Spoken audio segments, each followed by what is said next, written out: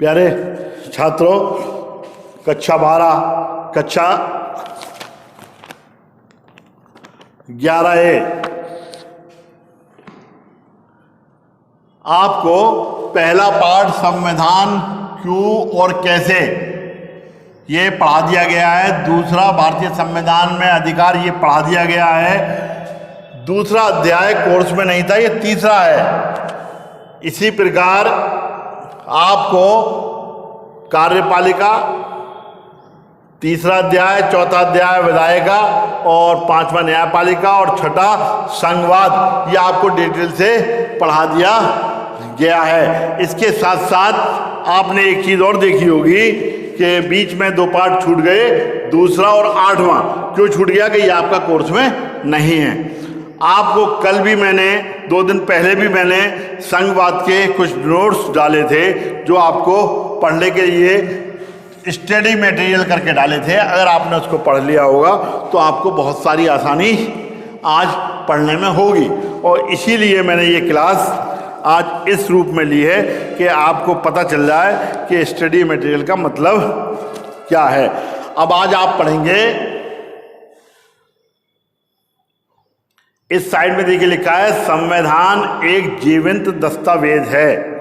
संविधान एक जीवंत दस्तावेज है। अध्याय नंबर ये 9 है, अध्याय नंबर 9 है। अब मैं इसी साइड में आ जाता हूं अध्याय नंबर 9 की तरफ, और आप डिटेल से इसको देखिए।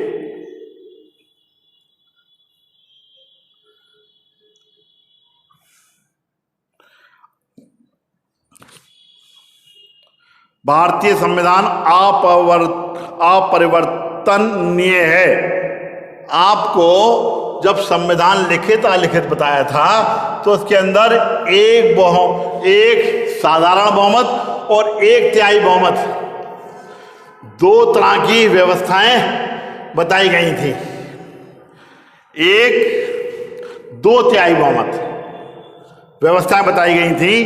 2/3 बहुमत का मतलब होता है कि दुगने का तीसरा हिस्सा। साधारण बहुमत होता है 100 का आधा 50 से ज़्यादा साधारण बहुमत, और विशेष बहुमत होता है 2/3। 2/3 66 बैठता है, 66.5। तो हमारे यहाँ कोई भी कानून आसानी से नहीं बदला जा सकता। संविधान के अंदर संशोधन कुछ मामलों में साधारण चीज़ों में साधारण व्यवस्था के हिसाब से और विशेष में विशेष बहुमत की व्यवस्था के हिसाब से ये किया जाता है। कुछ मेरी तबीयत थोड़ी सी गड़बड़ सी महसूस हो रही है, भारीपन खड़ा नहीं हुआ तो झुक के थोड़ा सा खड़ा हुआ हूँ मैं। अभी एक क्लास पढ़ा कर भी आया हूँ बेटा, तो थोड़ा सा मेरी बातों पर ध्यान देना। तो संविधान एक जीवंत दस्तावेज है, यानी कि जिंदा रहने वाला है, हमेशा बरकरार रहने वाला है। लेकिन इसमें परिवर्तन होते रहते हैं, और परिवर्तन होते रहना भी चाहिए, क्योंकि वक्त की मांग के हिसाब से ऐसा होता है। क्या संविधान अपरिवर्तनीय है? लोकतांत्रिक देशों में कई संविधान अपरिवर्तनीय नहीं हो सकता।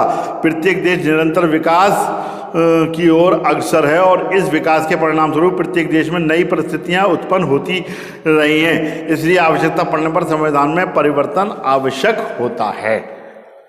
हमेशा नहीं, जब बहुत आवश्यकता है परिवर्तन की उस वक्त ऐसा किया जाता है। यदि ऐसा ना किया जाए तो विकास के मार्ग में चल रहे देश बहुत आगे चला जाएगा और देश का संविधान पीछे रह जाएगा। ऐसी स्थिति में लोगों को असंतुष्ट होना स्वाभाविक है, और संभव है कि ऐसी विचारधारा क्रांति का रूप ले ले।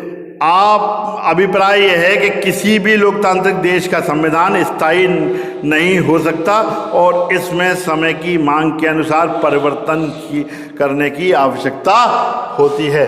तो नंबर 1 आवश्यकता होती है। इसके साथ साथ आपको भारतीय संविधान में संशोधन कब किए जाते हैं? आवश्यकता अनुसार। तो भारतीय संविधान में अब तक संशोधन हो चुके हैं। कितने संशोधन हो चुके हैं? 101 संशोधन हो चुके हैं अब तक। भारतीय संविधान में अब तक 101 संशोधन हो चुके हैं। संविधान की प्रक्रिया, सामान्य विशेषताएं। ये आपको पहले पार्ट में मैंने इसकी विशेषताएं बता दी हैं आपकी, फिर भी मैं आपको संविधान की विशेषताएं दोबारा से आपको बता रहा हूँ। संविधान में संशोधन के कार्य के लिए किसी पृथक अधिकार युक्त संस्था की व्यवस्था नहीं की गई है। ये शक्ति केंद्रीय संसद को सौंप दी गई है। राज्यों के विधानमंडलों को संशोधन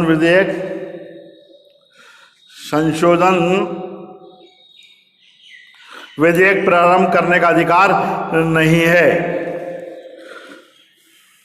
सभी अनुच्छेदों में संशोधन करने के लिए राज्यों की स्वीकृति नहीं ली जाती, कुछ मामलों में ली जाती है, विशेष मामलों में लिया है। राज्यों के अनुसमर्थन के लिए समान संविधान निश्चित नहीं है।